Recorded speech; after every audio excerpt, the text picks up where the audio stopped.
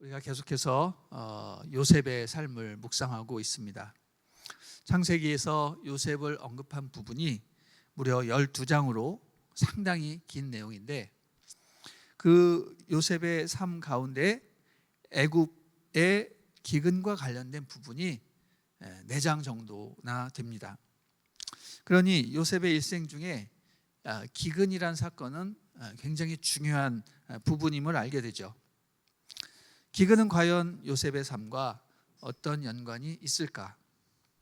당시 고대 근동 지방에 있었던 큰 기근은 수많은 나라들의 운명을 결정했을 뿐만 아니라 이집트 왕국에게도 엄청난 큰 위협을 받게 되었습니다. 다행히 요셉이라는 지혜로운 총리가 나타나 사전에 준비를 해서 다행이지, 안 그랬다면 이집트 왕국도 없어질 뻔했습니다. 이집트는 요셉에 의해서 위기를 벗어났을 뿐만 아니라 위기를 기회로 이용하여 모든 나라들을 지배하는 초강대국이 될 수 있었습니다. 그만큼 기근은 이집트 왕국에 큰 영향을 준 것입니다. 또한 요셉 개인의 삶에도 큰 영향을 주게 되는데, 기근으로 인해서 요셉이 결코 풀 수 없었던 그 형제들 간의 문제도 해결이 되고, 요셉은 형들을 용서하고 형들은 자신들의 죄를 뉘우치게 되는 계기가 됩니다. 그런데 오늘 1절 말씀을 보면 그 땅의 기근이 더 심해졌다라고 선언적으로 말하고 있는 것을 보게 됩니다. 이 말씀을 읽는 순간 어떤 느낌이 드냐면, 마치 하나님께서 죄 지은 자를 회개하도록 더욱 옥죄어 오는 듯한 그런 느낌을 받게 되는데, 과연 이 기근은 누구를 향한 기근일까요?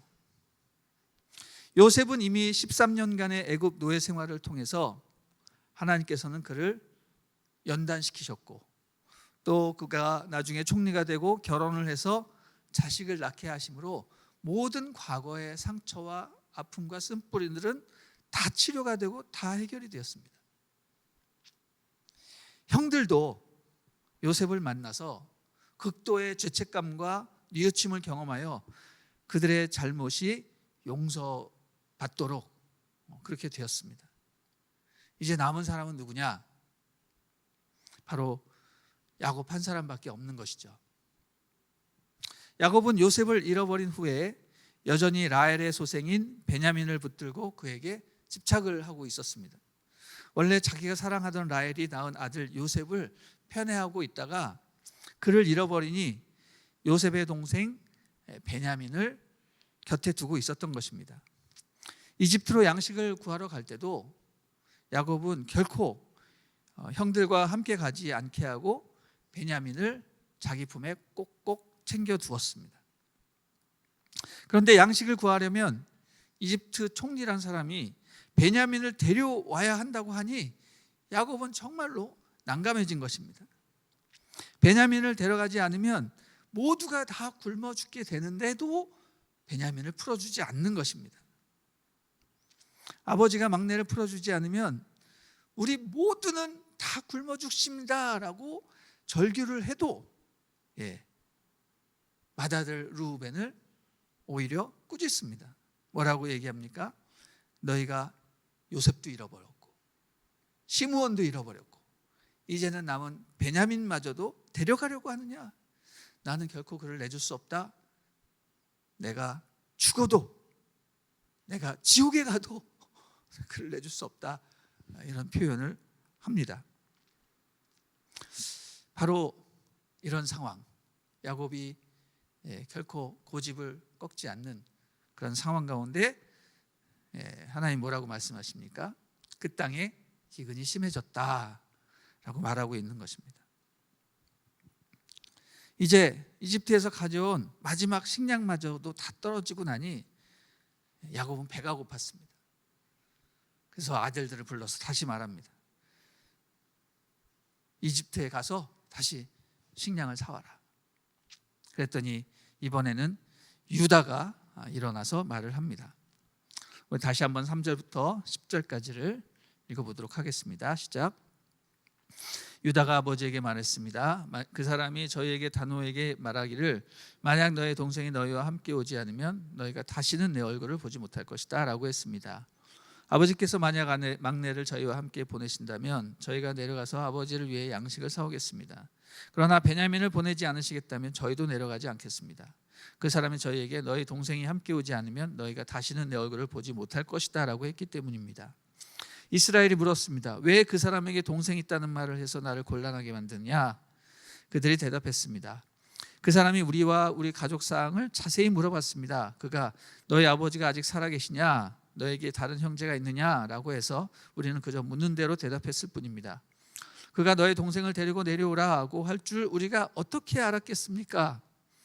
유다가 아버지 이스라엘에게 말했습니다. 이 아이를 우리와 함께 보내십시오. 그러면 우리가 당장 가겠습니다. 그래야 우리도 아버지도 우리 자식들도 죽지 않고 살 것입니다. 제가 베냐민을 책임지겠습니다. 제게 책임을 물으십시오. 만약 제가 그를 아버지께 데려와 아버지 앞에 세우지 못한다면 제가 평생토록 아버지 앞에서 그 죄를 다 받겠습니다. 저희가 늑장을 부리지 않았다면 벌써 2번은 갔다 왔을 것입니다. 여러분, 유다의 말은 단호했습니다. 아무리 아버지께서 가라고 해도 우리에게 베냐민을 내어주시지 않는다면 우리는 결코 가지 않겠습니다. 베냐민을 데리고 가지 않으면 아무 소용이 없다라는 것이죠. 이집트 총리는 분명히 베냐민을 데리고 오지 않으면 만나주지 않을 것이라고 말했기 때문입니다. 그렇게 얘기를 하니까 야곱이 화를 내면서 이렇게 말하죠. 아니, 왜 너희들은 괜히 동생이 있다는 말을 해서 나를 곤란케 하느냐? 그랬더니 모든 형제들이 이구동성으로 말합니다. 그 사람이 우리 가족 사항을 자세히 물어보았기 때문입니다. 물어보는데 어떻게 대답을 하지 않을 수 있겠습니까? 그러자 유다가 사생 결단을 하고 아버지에게 읍소를 합니다. 아버지, 제가 책임지고 베냐민을 데리고 올 테니 베냐민과 함께 모든 형제를 다 데려올 테니 내주십시오. 만약 실패하면 제가 모든 죄를 평생 동안 받도록 하겠습니다. 사생 결단을 했습니다. 자, 이제는 더 이상 버틸 수 없음을 깨달은 야곱은 비로소 베냐민을 내어줍니다. 그리고 이렇게 마지막에 말을 하죠. 14절 말씀 한번 같이 읽어보겠습니다. 시작. 전능하신 하나님께서 너희로 그 사람 앞에서 긍휼을 입게 하셔서 너희의 다른 형제와 베냐민을 너희와 함께 돌아오게 하기를 바란다. 그러나 내가 내 자식들을 잃어야 된다면 잃을 수밖에 없다. 잃어야 한다면 잃을 수밖에 없다. 여러분, 사실 이 모든 문제의 근원은 다 누구에게서부터 시작된 것입니까? 아버지 야곱에게서부터 시작된 것입니다. 야곱이 자식 편애를 했기 때문에 이 비극들이 생긴 것이죠. 야곱이 요셉을 편애했기 때문에 요셉이 형들의 미움을 받아서 이집트로 팔려간 것이며, 이제 그 편애는 누구에게 집중이 됩니까? 요셉의 동생 베냐민에게 집중되었기 때문에 베냐민을 풀어주지 못하는 것입니다. 그러면 어떻게 됩니까? 결국 식량도 못 구하고 모두가 다 굶어 죽게 되는 상황에 이른 것입니다. 야곱이 베냐민만 포기하면 시므온도 살리고, 잡혀있죠 지금 볼모로, 시므온도 살리고 식량도 얻고 모두가 살 수 있는데 혼자 고집 부리는 거죠. 그러나 기근이 더 기승을 부리자 야곱이 이제 두 손을 둘 수밖에 없는 겁니다. 드디어 베냐민을 내어주게 됩니다. 이제 야곱은 모든 것을 포기하고 오직 하나님의 긍휼하심에 맡기게 됩니다. 뭐라고 얘기하죠? 내가 전능하신 하나님께서 너희로 그 사람 앞에서 긍휼을 입게 하셔서 너희의 다른 형제와 베냐민을 너희와 함께 돌아오게 하기를 바란다. 모든 것을 포기하고 하나님의 긍휼하심에 온전히 맡기게 되는 거죠. 그분의 은혜 안에, 그분의 손 안에 자기가 사랑하는 자식들을 다 올려놓는 것입니다. 자식을 편애하고 자식만이 내 삶의 전부라고 생각했던 그 사람이, 부모가 비로소 그 자식을 내어주게 되는 것입니다. 그리고 이렇게 말합니다. 내 자식들이 죽으면 죽으리라. 여러분, 바로 이런 고백을 하나님께서 듣고 싶으셨던 것이죠. 여러분, 기근이란 무엇입니까? 야곱의 심각한 자식 편애를 내려놓게 하기 위한 하나님의 방편이라고 생각할 수 있는 것이죠. 사랑하는 여러분, 우리는 우리의 삶에 영적인 기근이 닥치면 그 의미를 재빨리 파악하고 주님 앞에 바짝 엎드려서 그분이 하시고자 하는 일을 할 수 있도록 순종해야 할 필요가 있는 것입니다. 우리는 결코 고집 피워서는 안 됩니다. 영적 기근은 더욱 심해질 것입니다. 북한이 핵 개발을 포기하도록 국제사회가 계속 경제 제재를 하는 것처럼 하나님이 나의 욕심과 기득권을 포기할 때까지 영적 기근을 계속해서 이어가게 하실 것입니다. 사랑하는 여러분, 여러분이 겪고 있는 이 영적 기근은 무엇입니까? 사업의 실패, 자녀들의 학업, 건강, 관계의 문제, 경제적 어려움? 여러분이 지금 포기하지 못하고 내어놓지 못하고 있는 바로 그것이 무엇입니까? 계속해서 하나님의 뜻과 상관없는 무모한 도전을 계속하시지 않습니까? 길이 열리지 않으면 여러분 어떻게 해야 돼요? 우리는 하나님 앞에 무릎을 꿇어야 합니다. 내 뜻을 내려놓고 야곱처럼 내 자식들을 잃으면 내가 잃어버리리라, 죽으면 죽으리라, 이런 내려놓음의 마음으로 주님 앞에 나아가야 하는 것이죠. 여러분, 기근은요 사람을 끝까지 절벽으로 몰아갑니다. 우리가 벼랑 끝에 몰렸다라는 것은 하나님이 나를 죽이려고 하시는 것이 아니라 살리려고 하심을 믿어야 됩니다. 하나님이 우리를 죽이고자 하시는 것은 나의 많은 욕심이 가득한 그런 자아이지 나 자신이 아닙니다. 나의 거짓된 자아가 죽어야 내가 비로소 살아나는 것입니다.